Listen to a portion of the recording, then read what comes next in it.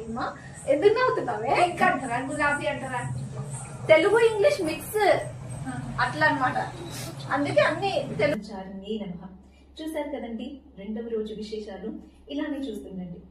So ఇలానే అమ్మవారిని పూజించడం వలన మనకి సుఖ సంతోషాలు, నిత్య ఆరోగ్యం, సంతోష వెలుగు. నవరాత్రుల్లో 6వ రోజు అమ్మవారిని కాత్యాయని దేవిగా పూజిస్తారు. ఈ రోజు స్కందమాత తన కుమారుడు కార్తికేయ స్వామిని ఒళ్ళో కూర్చోబెట్టుకొని తన కుమారుడు కార్తికేయ స్వామిని ఒళ్ళో కూర్చోబెట్టుకొని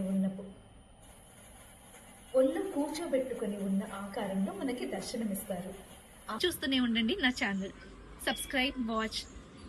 please subscribe to my channel, like and share.